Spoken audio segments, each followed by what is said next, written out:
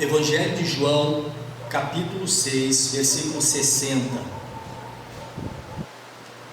Sabe quanto que João escreveu esse evangelho, irmão? De 90 a 95 anos depois do nascimento de Jesus.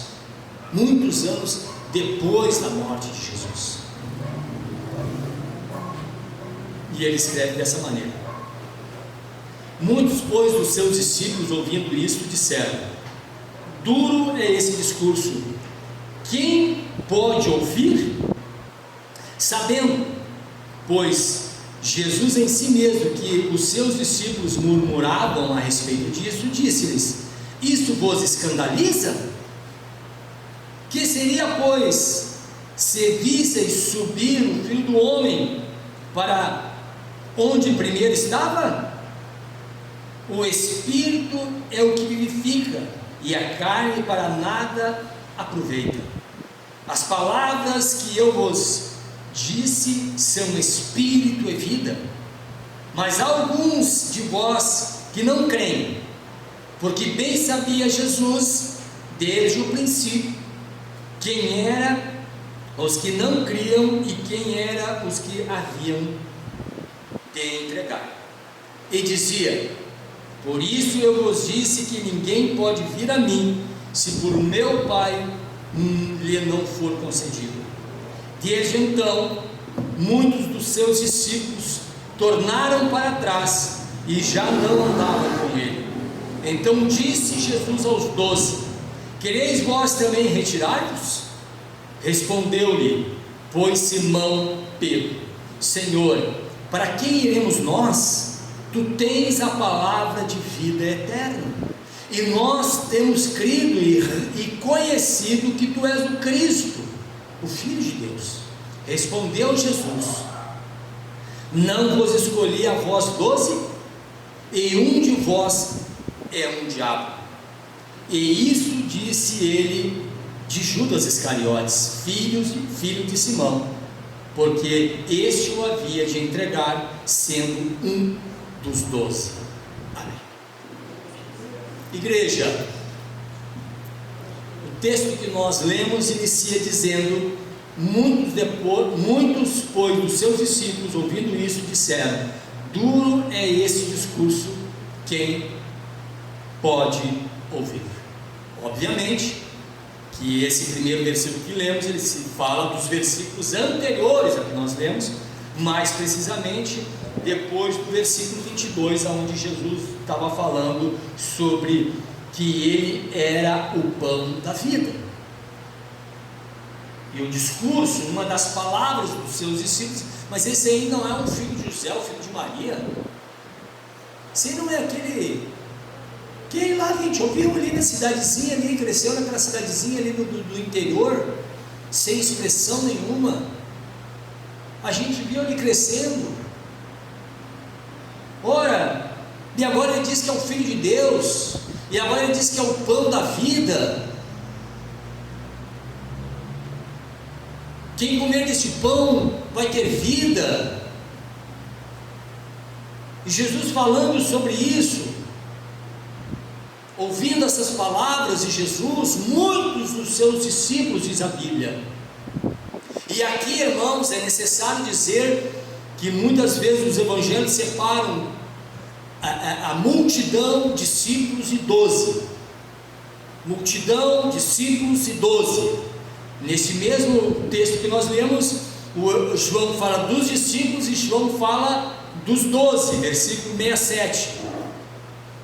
Então esses discípulos do versículo 60 não eram o povo em geral, não era aquele povo que lá de vez em quando ouvia, não, era discípulos que eram seguidores de Jesus, eram homens e mulheres que seguiam Jesus, que criam em Jesus, que ouviam as palavras de Jesus, que seguiam as palavras. Mas, só que o ministério de Jesus durante seus 3 anos e meio foi progressivo. Jesus não largou toda a doutrina assim de cabo a rabo. Jesus ia, durante esses 3 anos de ministério, ele foi ensinando os seus discípulos, os seus 12, foi ensinando a multidão, foi explicando, foi dizendo todo o seu ministério, tudo o que ele veio fazer, quem ele era. Nessa oportunidade, ele estava dizendo que o verdadeiro maná de Deus não era o maná que os israelitas comeram no deserto, mas que ele era o pão vivo que desceu do céu, e aquele que comesse dele, aquele que se alimentasse dele, não iria morrer, ou ia saciar a sua vida, sua alma. E interessante notar, foi o que eu falei antes de iniciarmos a leitura, que parece que o povo, a igreja, e aqui eu não estou falando do povo lá fora, estou falando dos discípulos, que somos nós, queremos algo diferente, algo renovado. Do versículo 22 até o versículo 59, se nós lermos, entre esses versículos, eu repito o que já falei, mas não é esse o filho de José, o filho de Maria, não é esse que nasceu, cresceu em Nazaré, mas não é ele tão simples, não é esse tão significante, um homem lá qualquer, no sentido de pobre, enfim, não é ninguém assim do tipo, opa, nós temos que reconhecer. E é muitas vezes o que as pessoas esperam hoje em dia, irmãos, e que nós devemos de prestar muita atenção. Eu não estou pregando contra, irmãos, uma boa palavra, uma palavra bem estudada, uma palavra de muita teologia, não é nada disso, desde que o pregador não está usando aquele texto para se exaltar e se mostrar melhor do que os outros, mas no intuito de ensinar e preparar e edificar a igreja. Então, muitos daqueles discípulos ouvindo essa palavra, disse, quem pode ouvir isso? Quem pode entender isso? Quem pode ouvir? Quem pode prestar atenção? E o texto diz que Jesus sabia que muitos dos seus discípulos também murmuravam a esse respeito. Muitos ali murmuravam, ainda que não falavam, mas murmuravam. Jesus disse, olha, isso escandaliza vocês? Isso deixa vocês perplexos com essa verdade que eu estou dizendo? E o texto vai se seguindo, irmãos, até o ponto que Jesus, no versículo 66, diz, desde então, versículo 66 nos diz, desde então muitos dos seus discípulos tornaram para trás e já não andavam com ele. Amados, nós temos que aceitar tudo quanto a Bíblia nos diz, desde, claro, dentro de uma boa exegese, dentro de uma doutrina bíblica verdadeira, nós temos que aceitar como discípulos de Jesus, ainda que para os nossos ouvidos e a nossa mente nós não viemos compreender por completo, nós não viemos entender por completo, porque esses discípulos que voltaram para trás e pararam de seguir Jesus, eles não entendiam como um homem simples de Nazaré, como um ser humano normal, e eles, aqueles judeus, com uma carga toda de milênios de ensinamentos da Torá, da lei, dos profetas, que Deus era o soberano, que Deus estava atrás daquela cortina pesada, entronizado na tampa do propiciatório, e que uma vez por ano somente o sumo sacerdote podia entrar naquele lugar uma vez por ano. Então eles, ouvindo aquilo de Jesus, como é que esse homem está dizendo uma coisa dessa? É duro ouvir isso, é demais para mim. Amados, e é mais ou menos a mesma coisa que a gente, embora já esteja na igreja há muitos anos, quem sabe, mas a mídia, os programas de TV, o que a gente segue, o que a gente escuta, tudo isso está recheado de uma cultura mundana, de uma cultura anticristã, e que isso vai penetrando no nosso coração, na nossa mente, está entendendo? E que muitas vezes a palavra de Deus, quando é pregada a nós fizemos igual esses discípulos. Não, mas para mim não, eu não entendo, eu não consigo compreender, como pode? Isso é quase que inaceitável. Por quê, amados? Porque a cultura do mundo, as mídias, as músicas, os programas de TV, os programas em rádio, tudo está inserido à cultura do mundo, a cultura anticristã.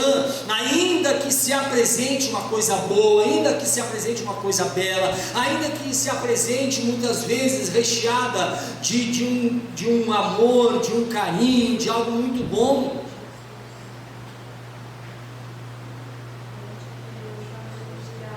algo bonito, mas por trás disso, irmãos, está uma cultura anticristã que vai nos moldando, vai nos moldando, vai nos moldando, vai nos moldando, vai nos moldando, ao ponto que chega que não precisa mais de pastor.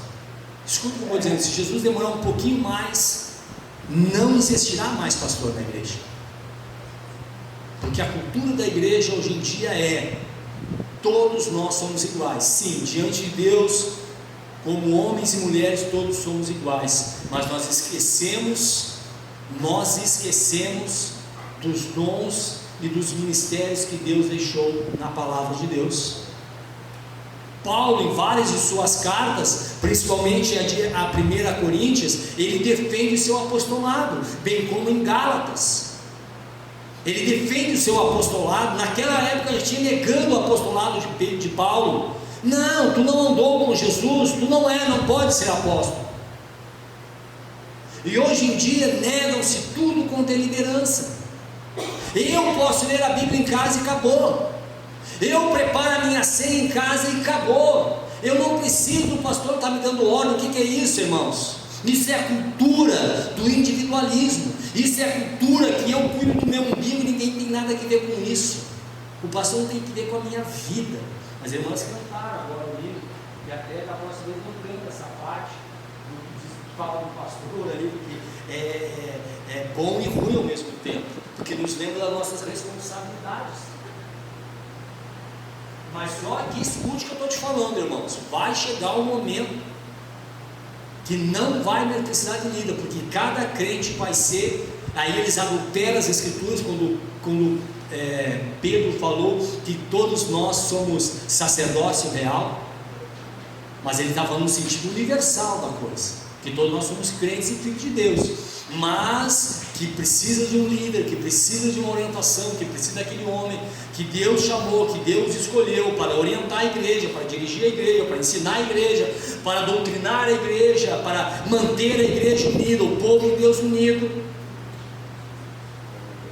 Então, para muitas pessoas já não aceitam mais isso. Para muitas pessoas, irmãos, abandonar a mulher e ficar com outra já é normal. Tudo tranquilo, tudo de boa. Isso aí é do passado, isso é da década de 40, da década de 60, isso é do século passado. Ora, nós temos hoje, no advento da internet, aí bombando o negócio, isso já é história para eu dormir.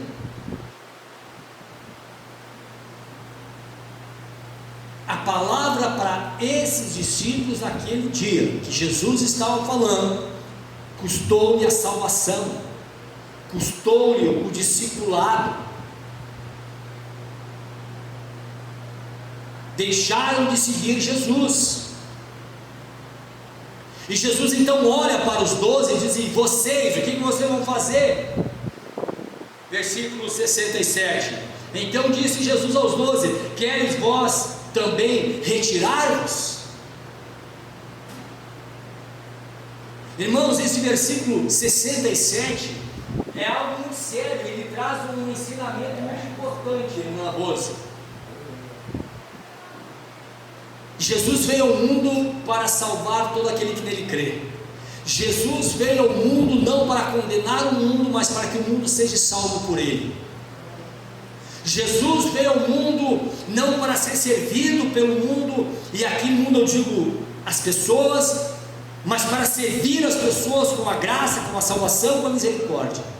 Mas de outro lado também, Davi, todos aqueles que não aceitam a sua palavra, Jesus, neste dia aqui, ele não saiu correndo atrás daqueles discípulos que tinham o abandonado. Ele não foi atrás daqueles discípulos e não, peraí, vocês entenderam mal, deixa eu mudar aqui o jeito. Não vocês entenderam mal, gente, não é isso. Por favor, continue me seguindo. Eu preciso de popularidade, eu preciso de views, né, no Insta, eu preciso de seguidores no YouTube, eu preciso disso. Então não é isso aí. Calma, gente, vocês entenderam errado.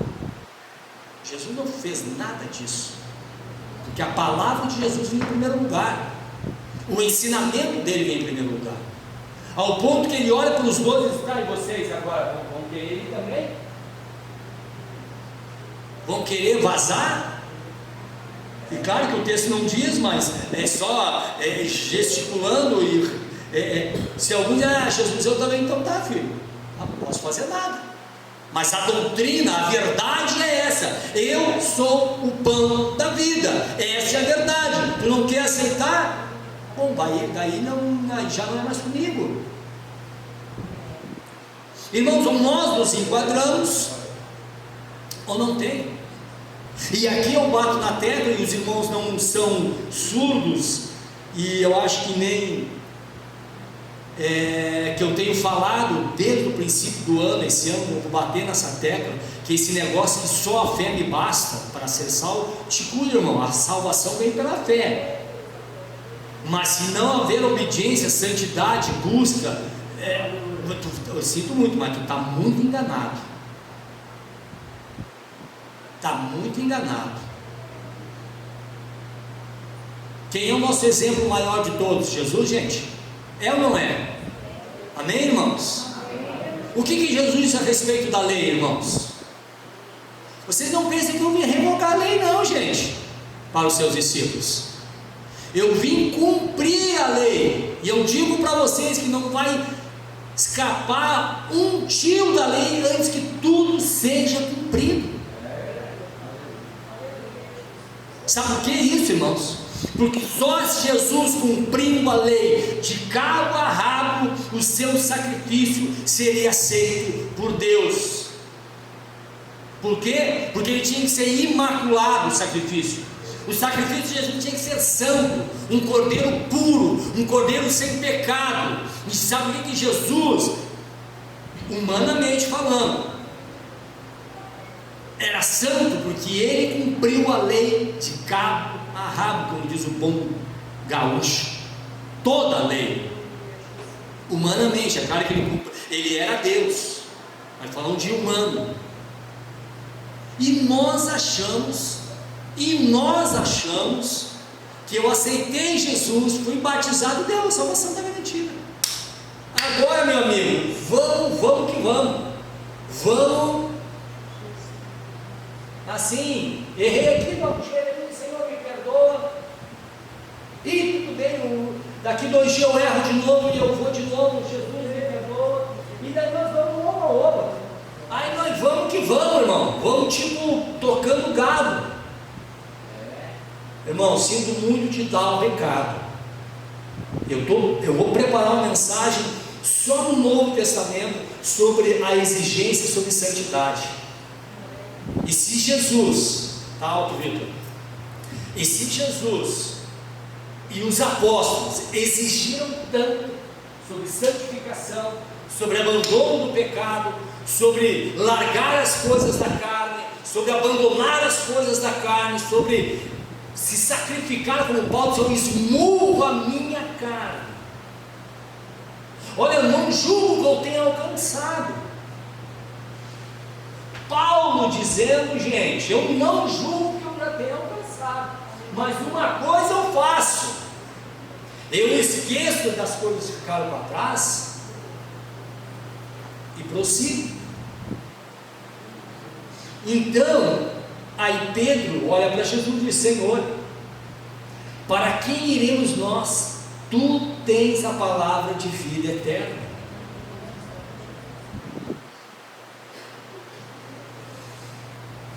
Olha a resposta de Pedro, gente.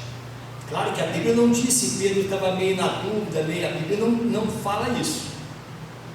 Mas pela resposta de Pedro, Eduardo, Pedro botando na balança o ensinamento de Jesus, que ele era o pão da vida, que ele era aquele que sustentava, ele era aquele que dava vida, e com a salvação, e com as palavras, ele botou na balança e disse: meu Deus, Senhor, para onde nós vamos se tu tens a palavra de vida eterna? Amados, fica aqui entre nós isso aí, irmãos. Nós não temos para onde correr. Nós que conhecemos o Evangelho, nós conhecemos a palavra, nós fomos batizados, e graças a Deus que não temos para onde correr, no sentido de que fazer como Pedro. Eu não entendo essa palavra. A Bíblia me exige tanta santidade, a Bíblia me exige eu me afastar do mal, eu parar de falar mal do meu irmão. A Bíblia me exige tanta coisa, mas se ele tem a palavra de vida eterna, eu não posso fazer nada. E ele completa no versículo 69: e nós temos crido e conhecido que tu és o Cristo, o Messias, o ungido de Deus. Irmãos, quando nós compreendemos que Jesus é o Messias, que Jesus é o Cristo, que significa ungido de Deus, o prometido do Antigo Testamento, quando nós entendemos, quando Deus diz em Gênesis 3,15 que da semente da mulher ia nascer que ia pisar na cabeça da serpente, e esse se cumpre em Jesus Cristo. Quando nós entendemos, quando Jesus fala com Abraão dizendo: em ti serão benditas todas as famílias da terra, Jesus está falando da descendência de Abraão, que se cumpriria em Jesus Cristo. Aí nós não temos escolha. Não temos escolha, no sentido de que é Ele que tem palavra de vida eterna para nós. Então, como eu não estou na igreja para fazer a minha vontade, como eu não estou no reino de Deus para que os irmãos façam a minha vontade, como eu não estou na igreja para ser agradável, Jesus nesse texto não estava agradando ninguém. Jesus não estava agradando ninguém. Os discípulos foram embora e Jesus olha para os 12 que ele escolheu e disse: vem cá, e vocês, o que vocês vão fazer agora? Tipo, está na mão de vocês, o que vocês vão fazer? Estão me entendendo, irmãos? Então há momentos, a vida do crente, irmãos, que Jesus, falando assim, de um modo bem popular, como Jesus falava, de um modo bem simples para o povo entender, Jesus ali bota a batata quente na nossa mão, disse: filho, está aí, olha, vai, batata quente está na tua mão. Discípulos, os 12, o que vocês vão fazer? Jesus passa para ele a responsabilidade. O que vocês vão fazer agora? Aí Pedro diz: não, peraí, Senhor, nós não temos para onde ir, não tem outro caminho a nós seguir, não tem. Tu és a palavra da vida eterna. E é interessante que João aqui fala de palavra de vida eterna quando nós comparamos esse versículo 68 com o capítulo 1 de João, onde João descreve toda a natureza do Filho de Deus, que o verbo estava com Deus, e o verbo era Deus, e daí vem toda aquela descrição sobre Jesus Cristo. Nós não temos para onde ir, irmão. Jesus é a palavra de vida eterna, ou em outras palavras, Jesus é a palavra de Deus. Jesus é a palavra de Deus. Jesus é a palavra viva que desceu do céu. Jesus é o verbo de Deus. Jesus é o pão da vida. Jesus é o bom pastor. Jesus é a luz do mundo. E nós não temos escolha.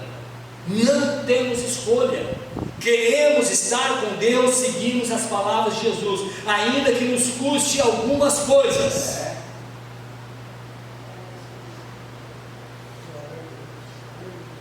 E por final,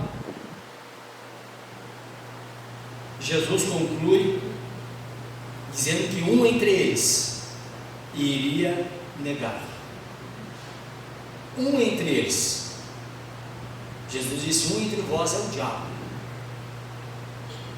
Não é o diabo no sentido de personificado como o diabo ali, mas ia ser usado, ia escolher o outro lado. Sabe o que Jesus estava dizendo aqui, irmãos? O presbítero Kleber, é muito importante o versículo 70 e o versículo 71, porque se nós lemos bem certinho, e daí cabe um pouco de massa cinzenta, Jesus dá o complemento da doutrina dele, junto com a resposta de Pedro. Aqueles que creem em Jesus, aqueles que obedecem a palavra de Jesus, aqueles que seguem a palavra da vida, têm a vida eterna, porque Jesus é a palavra de vida eterna. Aquele que nega Jesus é de quem? Um entre vós é o diabo. Jesus estava se referindo a quem? Aquele que tinha negado. Negado o que? A palavra de vida eterna. Negado quem? Apenas o Jesus histórico? Não, o verbo, o pão eterno, o pão que desceu do céu, a luz do mundo. A este Judas Iscariotes negou. E Jesus o compara com quem? Com o grande inimigo de nossas almas. Então, portanto, irmãos, só Jesus tem palavra de vida eterna. Eu não quero aceitar, tudo bem, fica com o versículo 70 e 71 para ti. Eu não quero aceitar. Bom, Jesus respondeu com essas palavras duras, ruins de escutar, mas nós temos que aceitar as palavras de Jesus, ainda que nos doam, ainda que nós venhamos sofrer. Amém?